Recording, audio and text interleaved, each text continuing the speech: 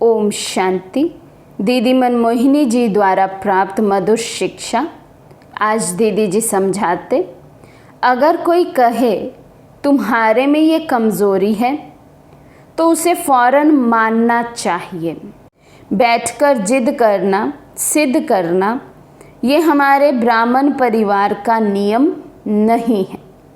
तो दीदी जी का हमेशा बहुत अटेंशन रहता था और सभी को ये शिक्षा भी मिलती थी, यदि कोई हमें कुछ समझानी देता है, विशेषकर बड़े हमारे निमित्त हमें कोई समझानी देते हैं, हमें हमारी वीकनेस का पता लगता है, वे बताते हैं, हमें इशारा देते हैं, ध्यान खिंचवाते हैं, तो ऐसी किसी भी बात को हमें इनकार नहीं करना है।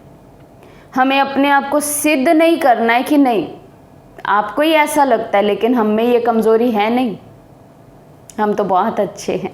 तो इस बात पर बाबा भी बहुत अटेंशन खिंचवाते थे कि जब भी कोई हमें कोई शिक्षा दे रहे हैं और उस शिक्षा को हम लें, ज़रूर इवैल्यूएशन करें, अपने आप की बहुत डीप गहराई में जाकर अपनी चेकिंग करें। कोई यदि हमारा ध्यान खिंचवा रहा है हमारी किसी कमज़ोरी पर, तो अवश्य ही, यदि बड़े रूप में हमें नहीं भी नज़र आती है तो सूक्ष्म में तो वो ज़रूर हम में होगी, तभी वो दूसरे को नज़र में आई है। हमारे कर्म से किसी को पता चला हो, हमारी वाणी से कोई कमज़ोरी हमारी स्पष्ट हुई हो जो अभी तक शायद हमारे ध्यान में नहीं आई है।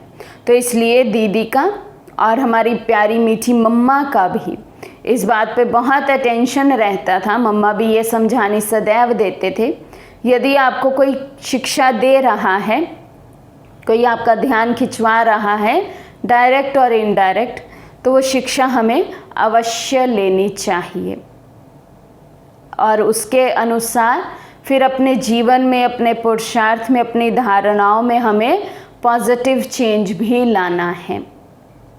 अच्छा, ओम शांति।